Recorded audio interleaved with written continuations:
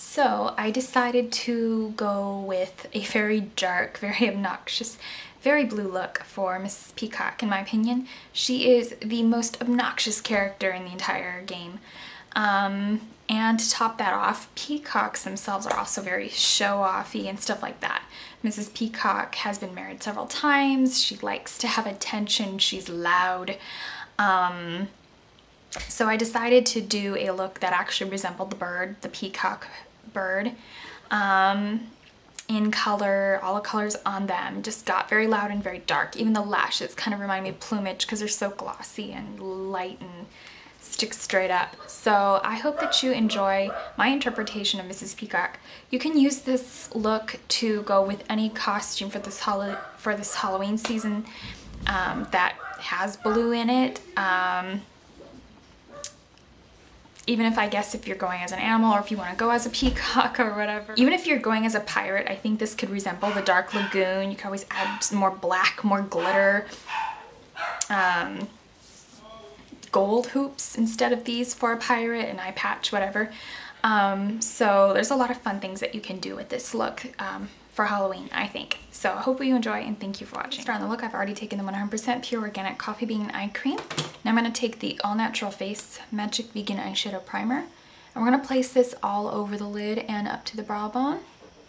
I usually just use about 2 dots. Use less if you have less lid space and so forth. If you're going to use this one. This one's actually pretty creamy. Brighten up the arch of the brow bone. I'm going to take Anastasia Beverly Hills Brow Pencil in Matte Camille and place this under the arch of the brow. You could also take a very light colored concealer if you prefer. Urban Decay's 24/7 eye pencil, and this is the color Perversion. You could take any black eye base. I'm just going to place this all over the lids and blend this out with my finger. Just take a little less than you need to cover your actual lid.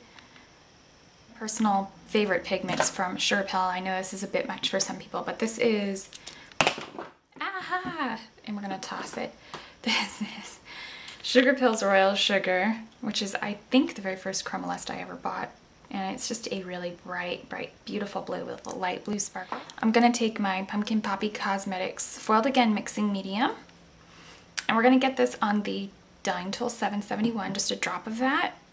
It always helps me to press gently into the pigment jar so I don't get any wet product into the pigment.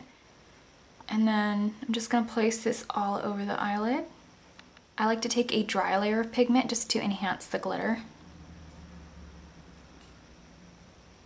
I'm now going to take Inglot's number 112R, the light portion, on my e.l.f. Mineral Blending Brush. And we're just going to blend out a little higher than the actual crease because we did take the eyeshadow color up quite a bit far, or quite a bit further than our natural lid space.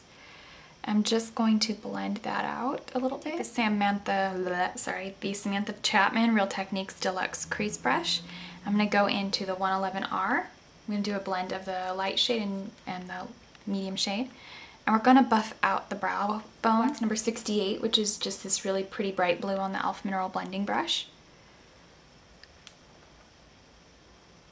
And we're just going to blend this into the crease. We already have a little bit of blue glitter in the crease because I did apply the lid color pretty high and a little messy, and we blended it out.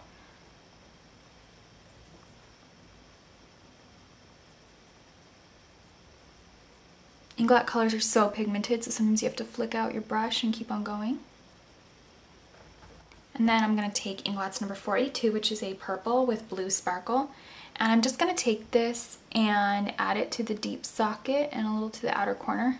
Because peacocks do have purple, and I want this to be just sort of add a little depth to the color of the eye look. I'm now going to take 64 AMC, which is a black with gold sparkle. Peacocks do have gold on their bodies usually. Somewhere in quite a bit of their plumage, so I'm just going to place this over the purple color.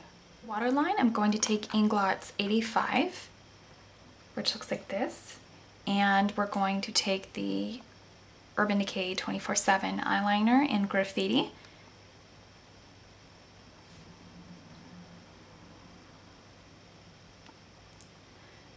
And we're just going to place that like so. kind of embodying the colors of the actual Peacock. I'm going to take Zuzu Luxe Eyeliner in Obsidian. Place this on my lower lash line. Just a little bit of it.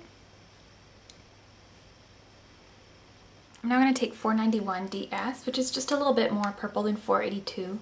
So if you have to like pick and choose, that's, you know, obviously the color change or difference. 481 brush from Dyeing Tools. Any smudger brush will do. It's always good to have one smudger brush. If you can't get a ton of brushes, I recommend getting a smoky eye set from Dyeing Tools. That'll really work.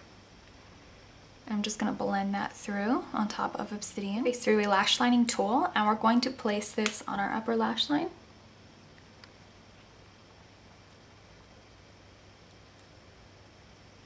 I'm going to draw wings straight up, kind of thick. Now I'm going to take this base shadow brush by Real Techniques and 414 Pearl by Inglot, which is just that really pretty limey color. This is a little sheer and we're just going to use it like so. I'm not going to try to pack more color into it or anything like that. I'm just going to place this in the inner portion of the eyelid and kind of dust it into the inner portion of the lid and the crease a little bit, just to brighten and lighten that up. And then I'm just going to buff out the edges with a nude. I'm going to take the 26 Shine, which is somewhat similar finish to everything we've taken, particularly that green colored just a pearl. I'm just going to buff this out, not on the brow highlight itself, especially if you're much lighter than this very tan color. That'll just give it a little bit of a ring or a finish to that before it gets into the more matte teen highlight. You can always buff in a little bit of this lavender color too if you don't like the green, which is also really pretty. I just think it's a little bit more show-stopping with the green. Size Queen mascara.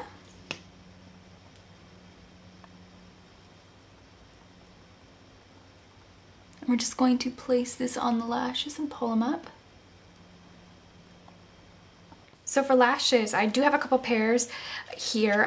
These are actually like the same brand or style as Miss Adoro or Red Cherry or whatever. So the numbers usually do go pretty hand in hand. I'm going to take the number 76s, which are a pretty glossy pair of lashes that have this sort of light fraying out on the end.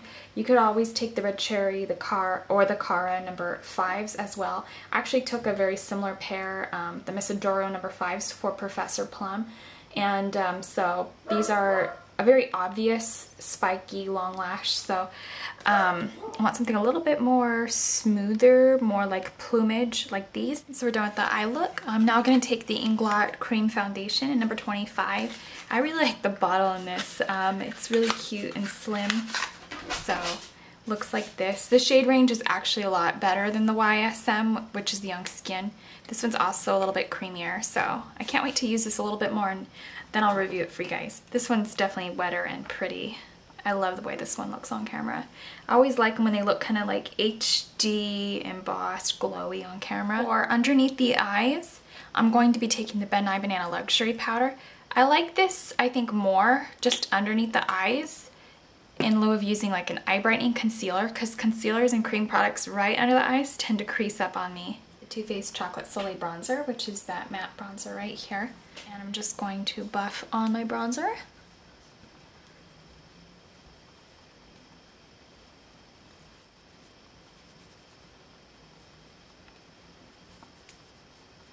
For the highlighter, I'm going to take Powdered Sun, which is that goldeny color right there. I don't want anything too obvious on my skin tone because we already have the eyes and they're intense. Blush, I'm going to take Tipsy, which is that pretty bright coral. I just think it's going to look gorgeous against the blue. And then just take a light amount of it onto any brush that works for you and press it on or stipple it on, whatever works. I'm not coating the kabuki or anything like that with this. I'm going to take Inglot Soft Precision Lip Liner number 67.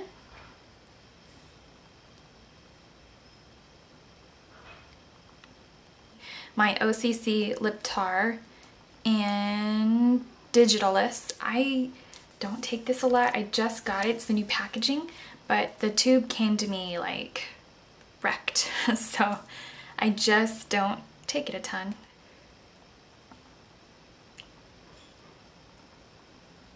I do have a tendency though, even though they're really minty and fresh, to dry out and suck the life out of my lips. So I'm just going to take a little bit of the Tarte Lip Surgeons in Adored. But that's all for now, and I thank you for watching.